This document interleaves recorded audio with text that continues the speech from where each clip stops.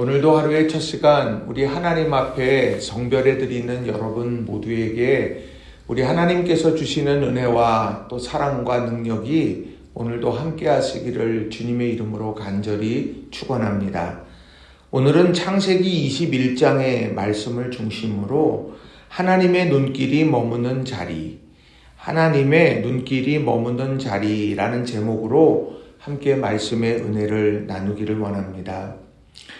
성경을 읽어가다 보면 하나님의 눈길이라는 말을 종종 만나게 됩니다.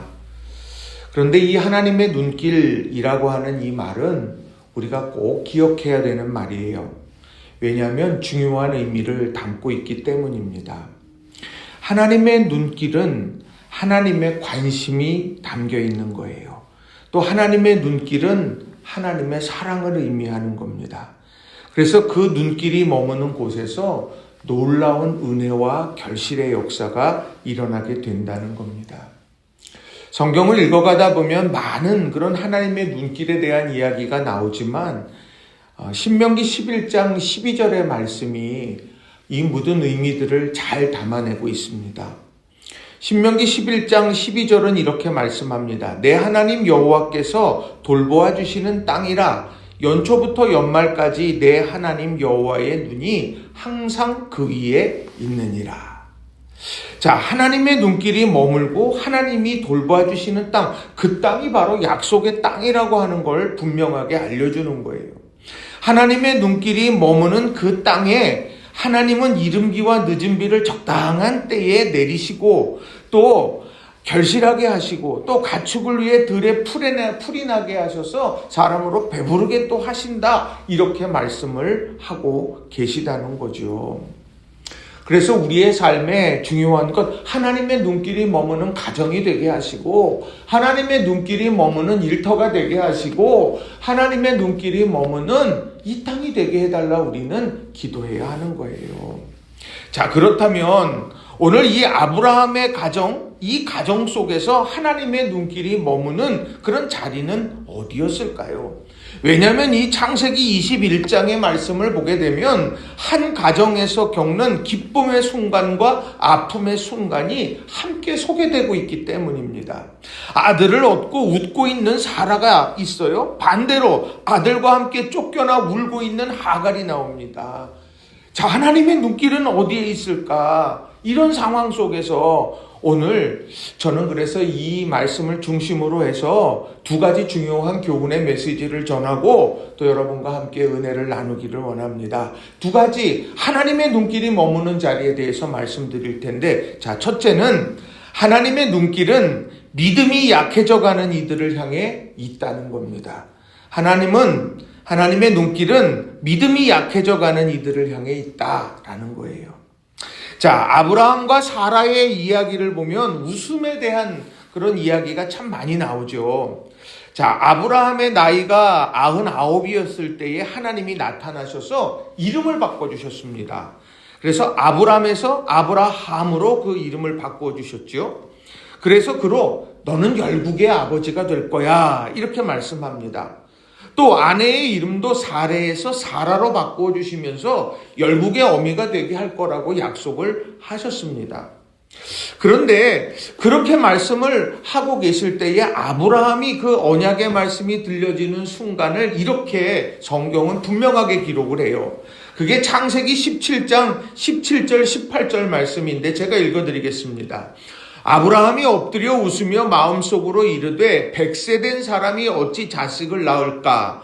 사라는 90세니 어찌 출산을 하리요 하고 아브라함이 이에 하나님께 아뢰되 이스마엘이나 하나님 앞에 살기를 원하나이다.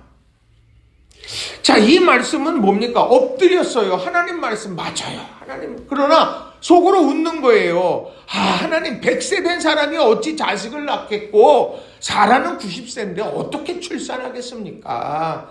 그리고선 아브라함이 하나님께 말한 거예요. 이스마엘이나 하나님 앞에서 잘 살았으면 좋겠습니다. 제가 지금 생각하는 후사는 이스마엘이거든요. 지금 이런 이야기가 오늘 17장 17절 18절에 나오는 거예요. 또 18장에도 보면 어떻습니까? 나그네의 모습으로 아브라함을 찾아오신 하나님께서 아브라함에게 말하죠. 내년 이맘때 내가 반드시 너를 찾아올 텐데 그때에 사라에게 아들이 있을 거야. 이렇게 약속하셨습니다. 너무도 구체적으로 말씀하신 거죠. 그런데 그 이야기를 장막 어귀에 있었던 사라가 그것을 들었습니다. 그런데 그가 어떻게 하느냐? 자, 창세기 18장 11절 12절 말씀을 세 번역으로 읽어드립니다. 아브라함과 사라는 이미 나이가 많은 노인들이고 사라는 월경마저 그쳐서 아이를 낳을 나이가 지난 사람이다. 그러므로 사라는 나는 기력이 다 쇠진하였고 나의 남편도 늙었는데 어찌 나에게 그런 즐거운 일이 있으랴 하고 속으로 웃으면서 중얼거렸다. 어떤 웃음입니까? 자주 섞인 웃음 아닙니까? 내가 하나님 믿어요. 나 하나님 믿고 하나님 신뢰합니다. 그런 고백이. 그러나 중요한 건 내 믿음은 그렇지만 이 약속의 때가 더뎌지고 있기 때문에 나는 오늘 이 자주 섞인 웃음밖에 나올 것이 없습니다. 이 현실적 상황을 놓고 보면 그 은혜의 때, 은혜의 주인공은 멀고 나는 아닌 것 같습니다 하는 그런 절망, 어떤 그런 속상함, 이런 것들로 인해 탄식하는 그런 모습을 보여주고 있는 거예요. 이게 오늘 우리의 모습은 아닙니까? 하나님을 믿어요. 우리 하나님 믿지 않습니까? 우리 하나님 사랑합니다. 그래요. 그런데 하나님께서 허락해 주시는 축복과 그 약속의 때, 그걸 바라보면서 달려오지만 현실의 상황은 점점점 어긋난 길로 가는 것 같아요. 그러면 하나님을 믿지만 하나님 나는 속상해요 라고 그렇게 믿음이 약해지고 연약함 속에 탄식하는 모습, 그게 바로 오늘 우리의 모습은 아니냐는 거예요. 그런데 하나님은 그 자주 섞인 웃음으로 말씀을 대했던 부부에게 하나님의 눈길이 머물렀어요. 자, 그 역사가 어떻게 시작이 됩니까? 자, 1절과 2절, 오늘 본문 1절과 2절을 제가 읽어드리겠습니다. 1절, 2절. 여호와께서 말씀하신 대로 사라를 돌보셨고 여호와께서 말씀하신 대로 사라에게 행하셨으므로 사라가 임신하고 하나님의 말씀하신 시기가 되어 노년의 아브라함에게 아들을 낳으니. 오늘 이 말씀 속에서 뭡니까? 말씀하신 대로 하나님은 사라를 돌보셨고 사라에게 행하셨다 말합니다. 그러니 오늘 이 출산은 하나님의 일이라고 하는 거죠. 그리고 2절에 보면 뭐라고 말씀을 하느냐면 노년의 아브라함에게 아들을 낳으니. 그냥 아브라함이 아니라 노년의 아브라함이라고 명기를 하더라는 거죠. 너가 생각하는 노년의 아브라함, 너가 그런 일이 있겠느냐고 생각했던 노년의 아브라함, 그 아브라함에게 바로 하나님께서 이 아들을 낳게 하셨다 말씀하고 있다는 거예요. 하나님의 눈길이 머물 때 일어나는 놀라운 약속의 성취 아닙니까? 그래서 그 아들을 품에 안고 사라는 웃음 짓고 있는 거예요. 자주 섞인 웃음이 아니라 하나님이 이루셨습니다 하는 감격의 웃음을 지금 짓고 있다는 거죠. 6절 7절입니다. 사라가 이르되 하나님이 나를 웃게 하시니 듣는 자가 다 나와 함께 웃으리로다. 또 이르되 사라가 자식들을 젖먹이겠다고 누가 아브라함에게 말하였으리로마는 아브라함의 노경에 내가 아들을 낳았도다 하니라.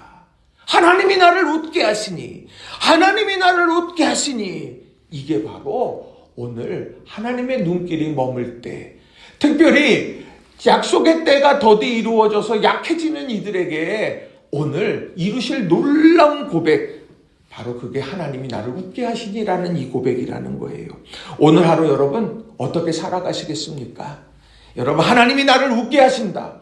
연약한 나를 하나님께서는 바라보시고 나에게 아름다운 역사를 이루게 하실 거다. 이것을 기대하면서 오늘을 살아가는 저와 여러분 모두가 되시기를 주님의 이름으로 간절히 축원합니다. 자, 두 번째로는 하나님의 눈길은 억울함과 고통으로 울고 있는 이들을 향해 있다는 거예요. 하나님의 눈길은 억울함과 고통으로 울고 있는 이들을 향해 있다라는 겁니다. 자, 노경의 아들을 안고 웃고 있는 사라의 모습과는 달리요, 고통 속에서 내쫓김을 당하는 이들이 오늘 본문에 소개됩니다. 그 사람은 누구냐? 하갈과 이스마엘이에요. 자, 8절 말씀을 보면 이렇게 기록을 해요. 아이가 자람에 젖을 때고 이삭이 젖을 때는 날에 아브라함이 큰 잔치를 베풀었더라. 아브라함이 이 아이가 자라서 젖을 때요, 이제 큰 잔치하면서 축하하는 자리입니다. 그런데요, 사라가 보았더니 아브라함의 아들 애굽 여인 하갈의 아들이 이삭을 놀리는 것을 보게 됩니다. 그리고는 아브라함에게 하갈과 이스마엘을 내보내라고 요청을 하죠. 그리고 아브라함은 당신의 여종이니 당신의 뜻대로 하라, 이렇게 말을 합니다. 자, 이런 일, 그래서 결국 하갈과 이스마엘은 쫓겨나게 됩니다. 자, 그런데요, 여기에 하갈의 의견이 있습니까? 없어요. 자, 여기에 하갈에 대한 어떤 의견이나 어떤 소명이나 이런 것들 아무것도 없습니다. 그가 걸어온 인생은 뭡니까? 사라의 뜻대로 아브라함의 후처가 된 거 아닙니까? 또 아브라함의 뜻대로 이스마엘을 임신하여 낳게 된 것 아닙니까? 그리고 이삭이 낳기 전까지 아브라함의 상속자로서 자신의 역할을 감당하며 성장한 것 아닙니까?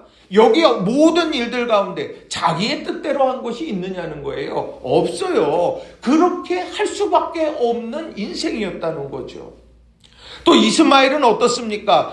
아브라함의 후사를 이어갈 상속자로 그 공동체에서 살아갔는데, 그런데 하나님께서 오늘 아니라고, 이삭이 그 언약의 중심이라고 말씀을 하시면서 이삭이 태어났고 이제는 눈의 가시가 되어져 버렸습니다. 그리고는 사랑하는 어머니와 함께 이제 가정의 품을 떠나서 쫓겨나게 되는 인생이 되었다는 거예요.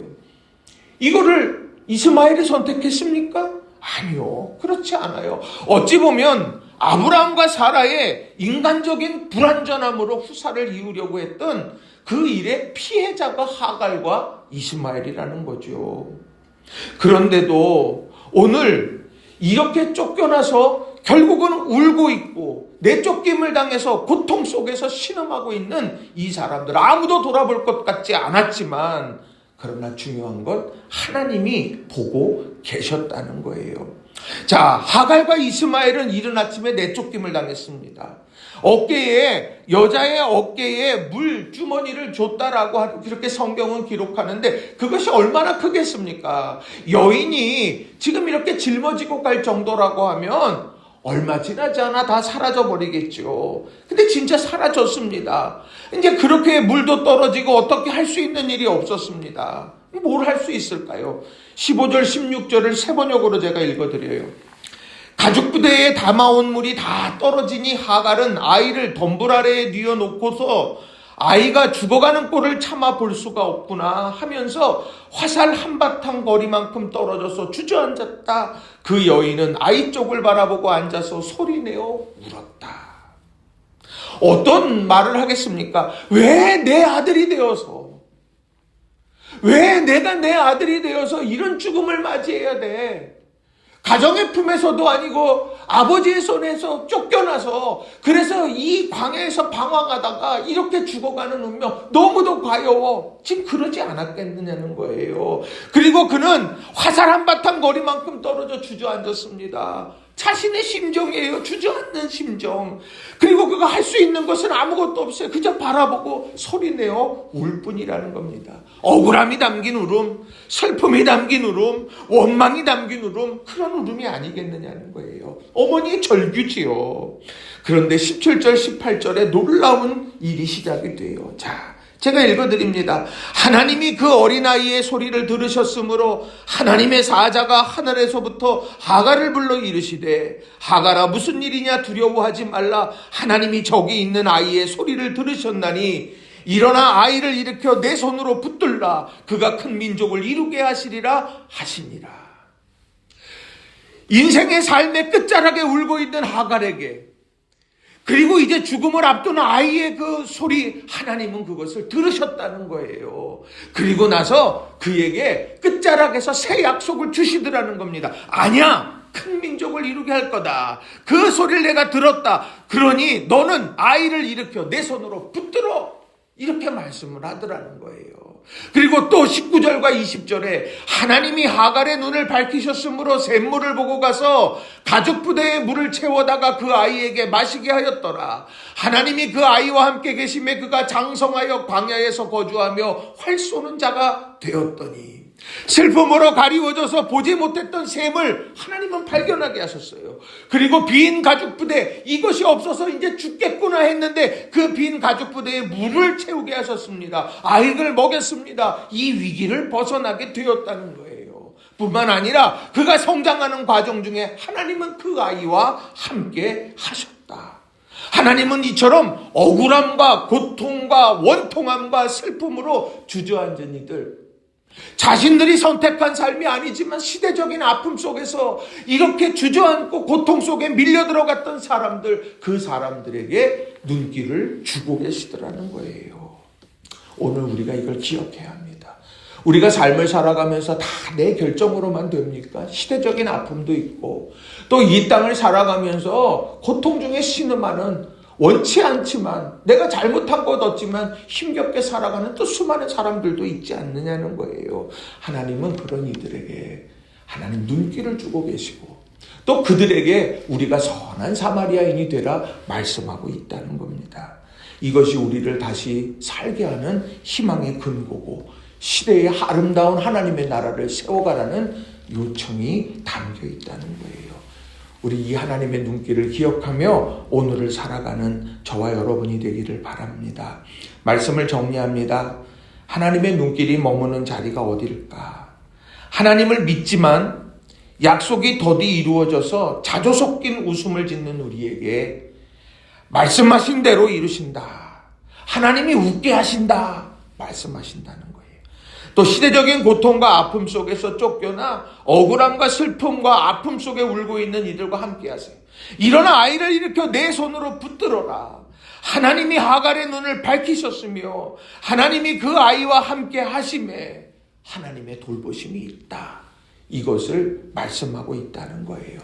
여러분 오늘 하루 살아가면서 이 말씀을 굳건하게 새기고 여러분 믿음 안에서 승리해가는 또 행복을 전하는 여러분 모두가 다 되시기를 주님의 이름으로 간절히 축원합니다. 기도하겠습니다.